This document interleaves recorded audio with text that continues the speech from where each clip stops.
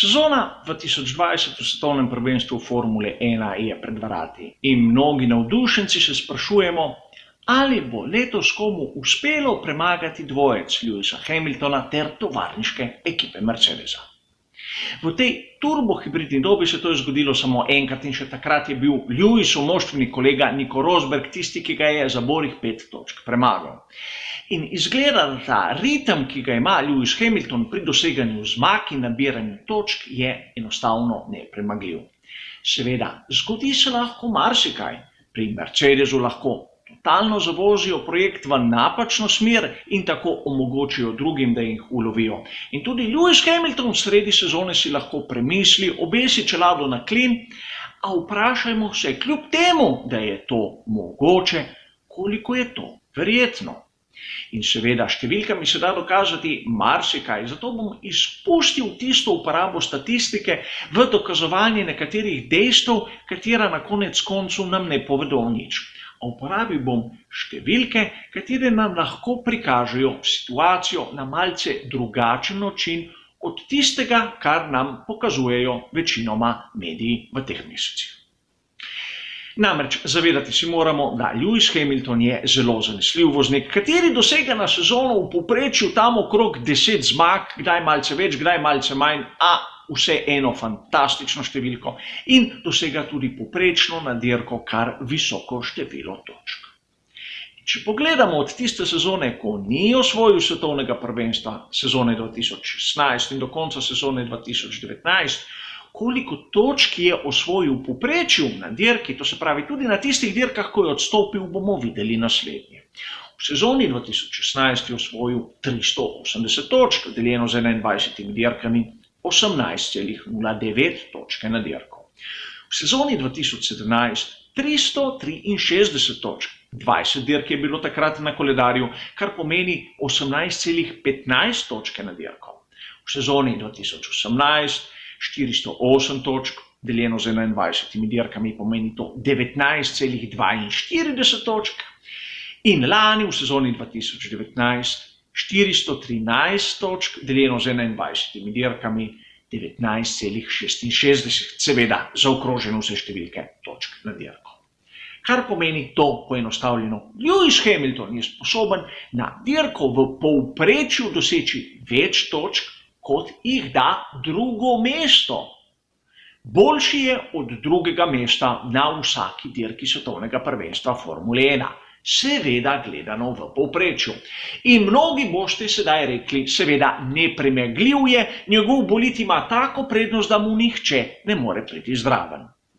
Ampak vprašanje je, ali je Lewis Hamilton premagljiv in sam pravim, seveda pod temi pogoji, ki sem vam jih povedal sedaj.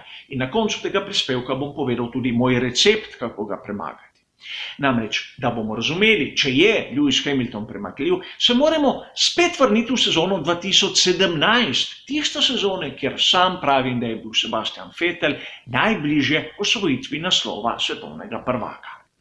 Dosegel je le 317 točk, bistveno manj od tistih, ki sem jih povedal za Lewisa Hamiltona.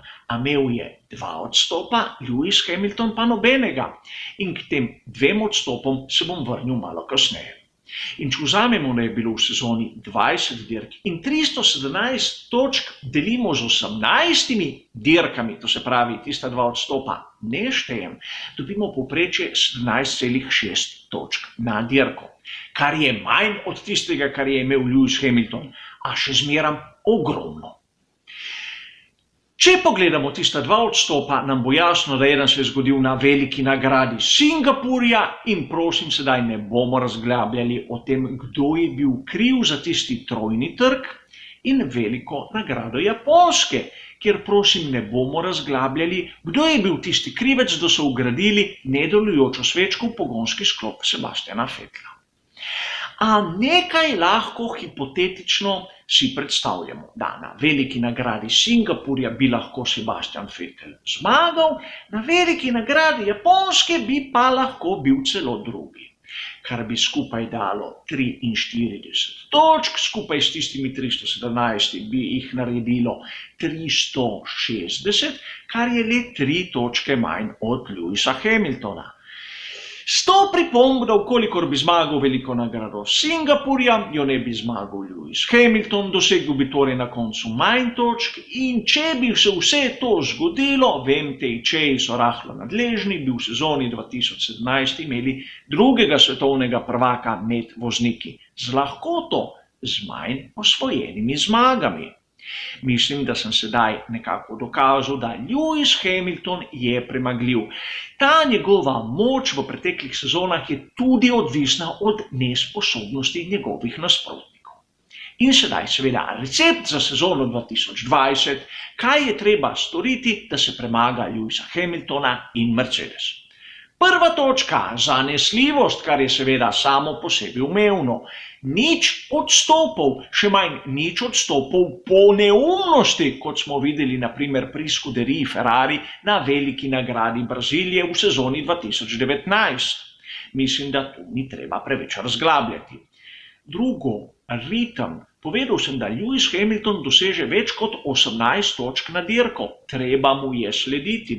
A če kdo misli, da je to izjemno hud izziv, mu bom povedal to. Ja, je zahteven, to pomeni, da mora biti voznik konstantno na odru za zmagovalce, a dovolj je, da v 3 dirkah je 2-krat na 3. mestu in 1-krat zmaga.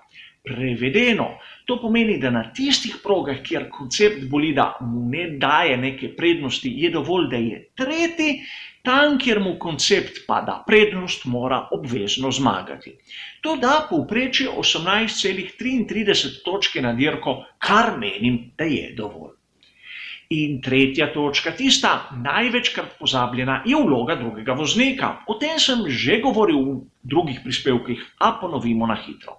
Drugi voznik mora pomagati svojemu vodji, tako prvič, da je takoj za njim takrat, ko je v formi. Kar pomeni, da nasprotnikom, ki so za njima dvema, odžira točke. In do tu mislim, da je vse jasno. Na tistih dirkah, ko je vodja v težavah, lahko drugi voznik celo zmaga, kajti sistem točke tak, da največja razlika je med 1. in 2. mestom. Ukolikor ukrade zmago nasprotniku, v bistvu pomaga svojemu moštvemu kolegu, kajti zmanjša tisti zaostanek v točkah.